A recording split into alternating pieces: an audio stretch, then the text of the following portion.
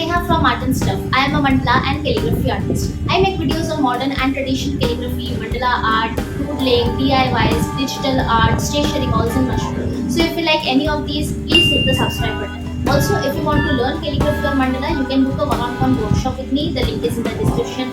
And please don't forget to check out my store artndstuff.com and all my social media handles like Instagram, Pinterest, LinkedIn. All the important links are in the description, so please make sure to check that out too.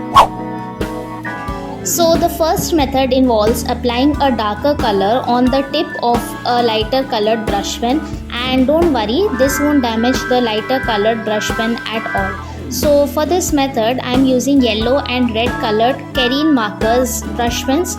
So just apply the red color on the tip of the yellow colored brush pen, making sure that only the tip of the pen is colored to have that blended effect.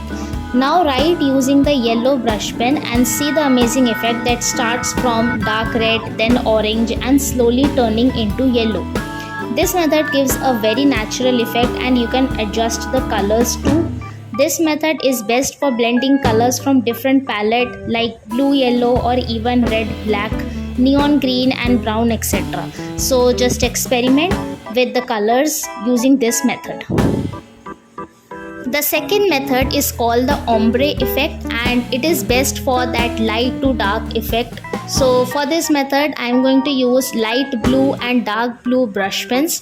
So the first step is to write the word using the light blue brush pen, and once you are done with that, take the dark blue brush pen and color the upper portion of the letters in this way. Now while you are coloring, quickly pull the dark blue color using the light blue brush pen. This actually blends the two colors together and you can adjust the shade of the ombre effect using the light blue brush pen. You can also use a blender pen instead of the light blue brush pen. It totally depends upon you. So you can try this effect for light and dark green or even different shades of pink and red. The third method is very similar to the first method, but here we will use a palette. You can use any non-porous glossy surface like glass, ceramic or even plastic, and I am using a plastic palette here. And for this method I am going to use the same red and yellow brush pens that I used in the first method. So apply the red colored brush pen on the palette like this, and using the yellow color pen pick up the red color and make sure to use the lighter color to pick up the darker color. Now if you write using the yellow brush pen, you can see a very nice red orangish yellowish kind of blended effect which slowly goes to yellow. So it basically starts from red and slowly goes to orange and then slowly goes to yellow.